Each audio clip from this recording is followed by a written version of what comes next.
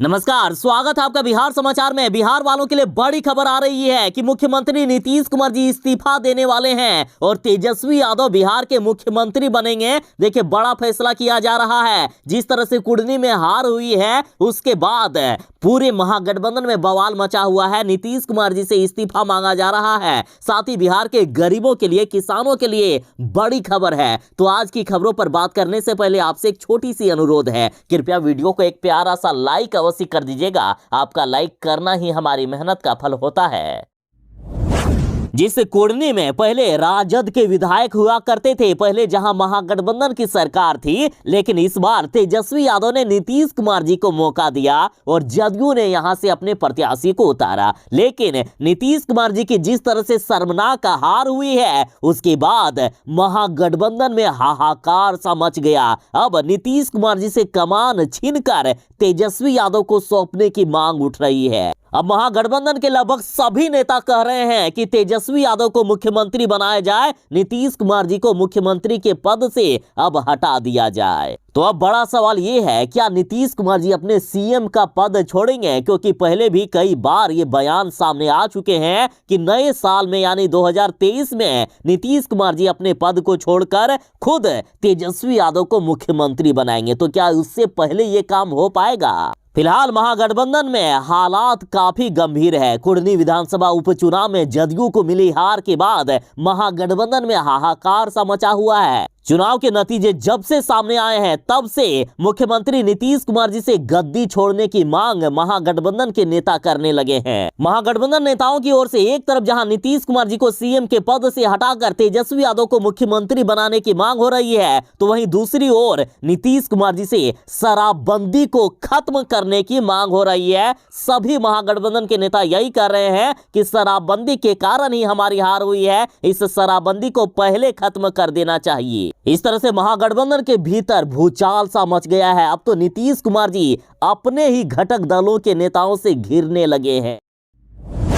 सिर्फ एक चुनाव में हार के बाद मुख्यमंत्री नीतीश कुमार जी ने जो सोचा भी नहीं होगा, वो हो रहा है। नीतीश कुमार जी को अब सीएम की कुर्सी से हटाने की मांगे होने लगी है। देखिए, कुर्नी में हार के बाद आरजेडी ने नीतीश कुमार जी से इस्तीफा मांग दिया। तेजस्वी यादव को अब सीएम बनाने की मांग हो रही है। तो अब बड़ा सवाल, क्या नीतीश कुमार जी इस्तीफा देंगे? और देंगे भी तो कब देंगे इस्तीफा? अब तो आरजेडी के पूर्व विधायक अनिल साहनी ने कह दिया है कि ये महागठबंधन की हार नहीं है, बल्कि अकेले जदयू और नीतीश की हार है। आरजेडी ने कहा है कि नीतीश कुमार को सोचना चाहिए कि आरजेडी के लिए ये सीट कितनी महत्वपूर्ण थी, लेकिन नीतीश कुमार जी ने हमारी नाक कटा दी।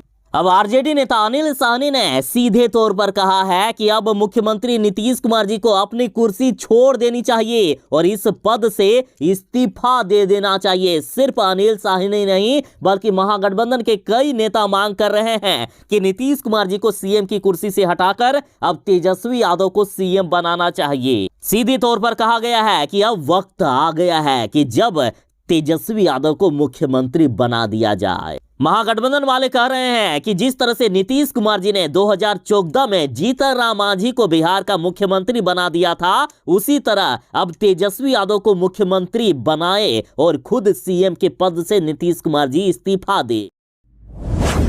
आरसीपी सिंह ने नीतीश कुमार जी पर हमला बोलते हुए कहा कि वे पीएम बनने का सपना छोड़ पहले बिहार बचा ले। आरसीपी सिंह ने कहा कि नीतीश कुमार का बिहार में जो हाल हुआ है, उससे साफ पता चलता है कि ललन सिंह के नेतृत्व में जदयू कितनी कमजोर हो गई है। नीतीश कुमार केवल और केवल शराबबंदी पर ही फोकस करते हैं, उन्हें जनता की समस्या से कोई मतलब नहीं है। आरसीपी सिंह ने कहा कि जदयू उछल पुछल कर दिल्ली में चुनाव लड़ने गई थी। अंजाम ये हुआ कि नीतीश कुमार को 15 सीट पर 500 से भी कम वोट मिले। आरसीपी सिंह ने कहा कि नीतीश कुमार के शराबबंदी से हर रोज 55 से 60 करोड़ का नुकसान हो रहा है। ये केवल सरकार का नुकसान नहीं, बल्कि जनता का भी नुकसान है। गरीबों को झूठे केस मुकदमे में फंसाकर जेल भेज दिया जा रहा है। इन्होंने हैरानी जताते हुए कहा कि बीजेपी अकेले चुनाव लड़ रही थी, उसके बाद भी बीजेपी की जीत हुई, जबकि महागठबंधन में 7 पार्टियां शामिल थी, उसके बाद भी महागठबंधन की हार हुई है। यानी जो शराबबंदी है, इससे बिहार की जनता पूरी तरह से नाखुश है, बिहार की जनता नाराज है।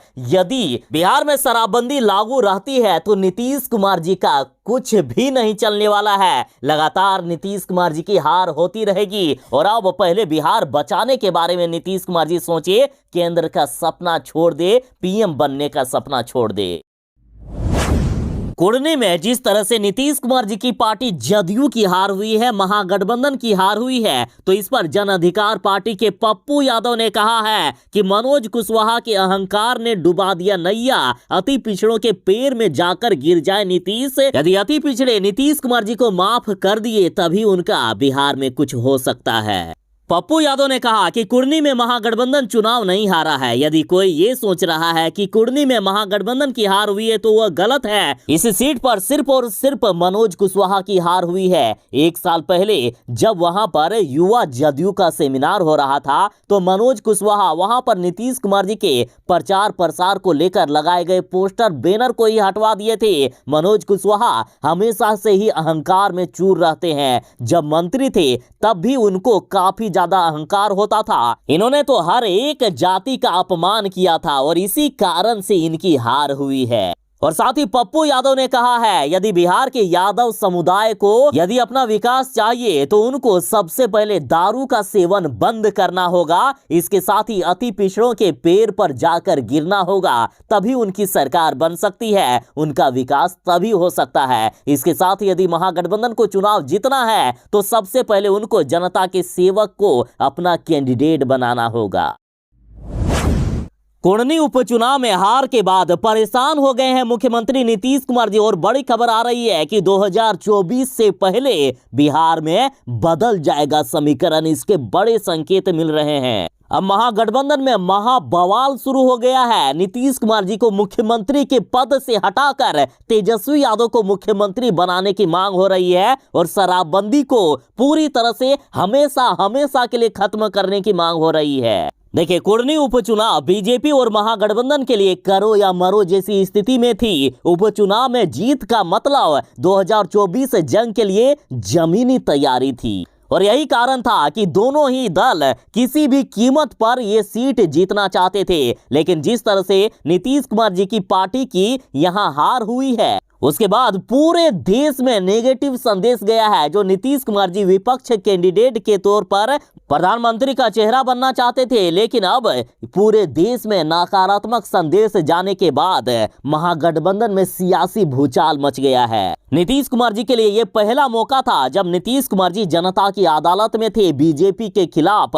पहली बार महागठबंधन में आने के बाद नीतीश कुमार जी मैदान में थे और पहली बार ही जिस तरह से नीतीश कुमार जी को झटका लगा है, उसके बाद अब मांगे होने लगी है कि नीतीश कुमार जी में अब पहले जैसी वो बात नहीं रही, अब इन पर भरोसा नहीं किया जा सकता है। और इतना ही नहीं, उपचुनाव के नतीजों के बाद बीजेपी नेता का आत्मविश्वास अब 7वें आसमान पर है। 2024 के लोकसभा चुनाव में फतह करने के अब दावे और भी तेज हो गए हैं।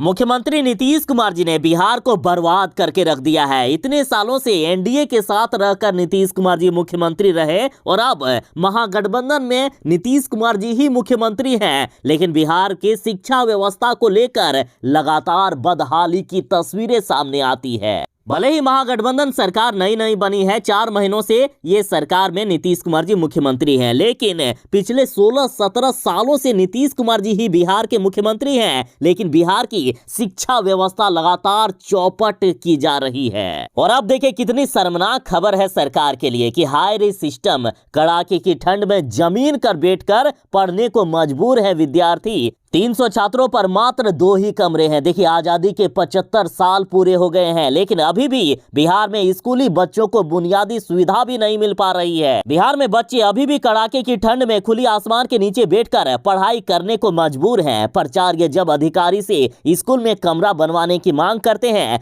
तो अधिकारी फंड नहीं होने की बात कर अपना पल्ला झाड़ लेते हैं। बिहार की बदहाल शिक्षा व्यवस्था और नीतीश कुमार जी ने सैकड़ों बच्चों का भविष्य अंधेरे में डाल रखा है। दरअसल ये मामला अभी जो सामने आया है वो जमुई जिले के झाझा प्रखंड के छापा पंचायत के उत्क्रमित मध्य विद्यालय तेलिया डी का है। और ये सिर्फ यहीं की बात नहीं है बल्कि बिहार के कई जिलों में इस तरह की बदहाली की खबरें लगातार सामने आती रहती है। फिलहाल इस स्कूल की बात करें तो यहाँ 300 छात्रों के लिए केवल 2 कमरे हैं। तो बताइए 2 कमरे में 300 छात्र कैसे पढ़ेंगे? जब प्राचार्य से पूछा गया तो उन्होंने कहा कि ना तो स्कूल है ना ही कमरे, मेरे पास बच्चे को बैठाने की व्यवस्था तक नहीं है। अब बताइए आजादी के 75 साल के बाद भी यदि बिहार से इस तरह की शर्मनाक खबरें सामने आएगी तो सरकार को चुल्लू भर पानी में डूब मरना चाहिए कि नहीं मरना चाहिए, बताइए आप। बिहार में वज्रपात से हर साल कभी सैकड़ों तो कभी हजारों लोगों की मौत हो जाती है। और अब सरकार ने बड़ा फैसला किया है कि अब बिहार में सायरन से दी जाएगी वज्रपात की चेतावनी। सरकार ने वज्रपात सुरक्षा रथ की शुरुआत की है। अब बिहार लगभग देश का पहला ऐसा राज्य बन जाएगा जहां बिजली गिरने से पहले ही लोगों को सूचना दी जाएगी। ये सूचना हूटर के माध्यम से दी जाएगी ताकि वक्त रहते लोग सचेत हो जाए और सुरक्षित स्थान पर चले जाए। और वैसे तो देश के कई राज्यों में हूटर तो लगाए गए हैं लेकिन वह समुद्री तूफान की सूचना देने के लिए लगे हैं। लेकिन बिहार में जो हूटर लगाए जा रहे हैं वो बिजली गिरने की सूचना देंगे। और साथ ही इंद्रब्रज ऐप के द्वारा भी 15 से 20 मिनट पहले बिजली गिरने की चेतावनी दी जाएगी। उसके बाद तत्परता के साथ इस हूटर को बजाया जाएगा जो कि 3 से 5 किलोमीटर की रेडियस में सुनाई देगा। इस तरह से बिहार सरकार द्वारा वज्रपात से लोगों को मरने से बचाया जा सकेगा।